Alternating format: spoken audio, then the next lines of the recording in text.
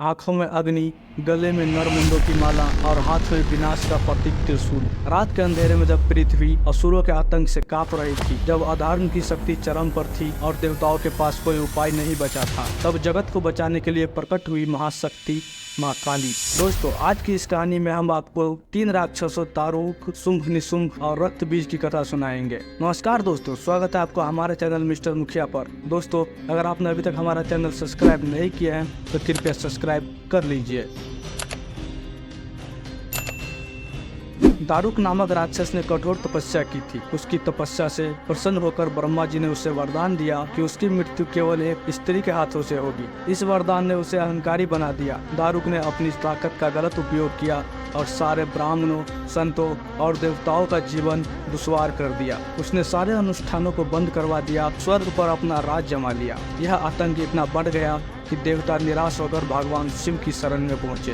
ब्रह्मा जी ने उन्हें बताया कि दारुक को केवल एक महिला ही मार सकती है, लेकिन ऐसी कौन सी स्त्री थी जो इस राक्षस का अंत कर सकती थी। भगवान शिव ने देवी पार्वती की ओर देखा और कहा, हे कल्याणी, इस जगत के हित के लिए मैं तुमसे प्रार्थना करता हूँ। माता पार्वती मुस्कुराई और अपना एक अंश भगवान शिव में प्रवेश करवा दिया। भगवान शिव ने तब अपना तीसरा नेत्र खोला और उसके द्वारा प्रकट हुई माँ काली। उनका रूप इतना भयंकर था कि उनके ओंकार से ही असुर जलकर भस्म होने लगे। देवता और राक्षस सभी उनके विकराल रूप से भयभीत हो गए। माँ काली ने दारुक और उसकी सेना का अंत कर दिया, लेकिन उसका गुस्सा शांत नहीं हुआ। उनके क्रोध की अग्नि से सारा संसार जलने लगा। तब भगवान शिव ने एक मासूम बालक का रूप धारण किया, जिसे बटुक भैरव के नाम से जाना जाता है। जब माँ काली ने उस बालक को रोते देखा तो उन्होंने उसे अपनी गोद में उठा लिया और उनका क्रोध शांत हो गया। दोस्तों, लेकिन कहानी यहाँ खत्म नहीं होती है। इस भयंकर लड़ाई के बाद 2 और राक्षस का उदय हुआ, शुंभ और निशुंभ। शुंभ और निशुंभ ये 2 असुर भाई थे, जिन्होंने ब्रह्मा जी से वरदान प्राप्त किया था कि उन्हें न कोई देवता, न कोई मानव और न ही कोई असुर मार सकता है। इस वरदान से अभिमानी होकर उन्होंने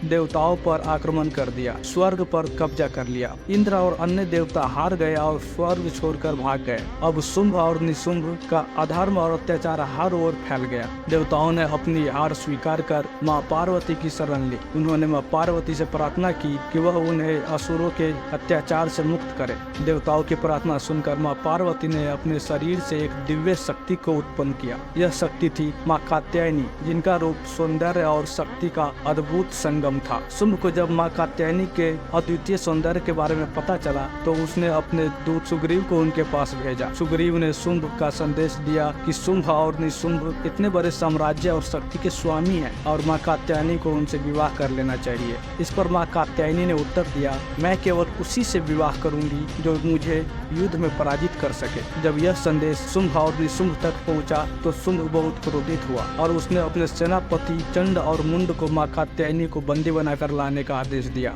चंड और मुंड, जो शुंभ और निशुंभ के सबसे क्रूर सेनापति थे, विशाल सेना के साथ देवी पर आक्रमण करने आए। लेकिन जैसे ही वे युद्ध के मैदान में पहुंचे, माँ कात्यायनी ने अपना उग्र रूप धारण किया। उनके माथे से माँ काली प्रकट हुई, वह काली जिनके बिखरे हुए बाल, खून से सनी जीभ और विकराल रूप को देखकर चंड और मुंड की सेना कांप उठी। माँ काली ने चंड और मुंड का वध कर दिया और उनके सिर काटकर माँ कात्यायनी के चरणों में रख दिए। इस प्रकार माँ काली ने शुंभ और निशुंभ के पहले 2 सेनापति का अंत कर दिया। अब शुंभ ने अपने सबसे भयंकर योद्धा रक्त बीज को युद्ध में भेजा। रक्त बीज को यह वरदान प्राप्त था कि जब भी उसके शरीर से खून की बूंदें गिरेगी, वे हर बूंद से एक नया रक्त बीज उत्पन्न होगा। माँ कात्यायनी और देवी दुर्गा ने रक्त बीज से युद्ध करना शुरू किया, लेकिन जैसे ही उसके शरीर से खून की बूंदें जमीन पर गिरती, वहाँ से नए रक्त बीज उत्पन्न हो जाते। इससे युद्ध बहुत कठिन हो गया, क्योंकि जितना उसे मारा जाता उतने ही रक्त बीज और उत्पन्न हो जाते। तब माँ काली ने इस समस्या का हल निकाला। उन्होंने अपनी लंबी जीभ फैलाकर रक्त बीज का खून जमीन पर गिरने से पहले ही पी लिया।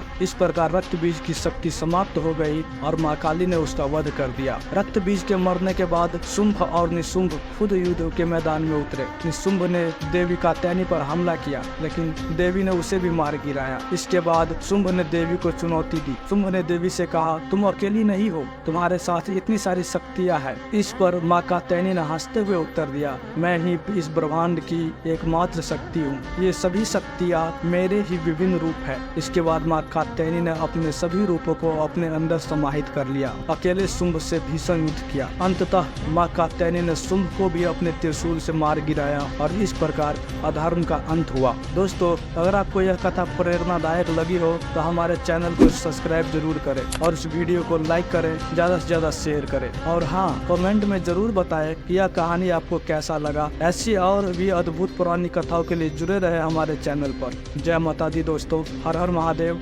धन्यवाद।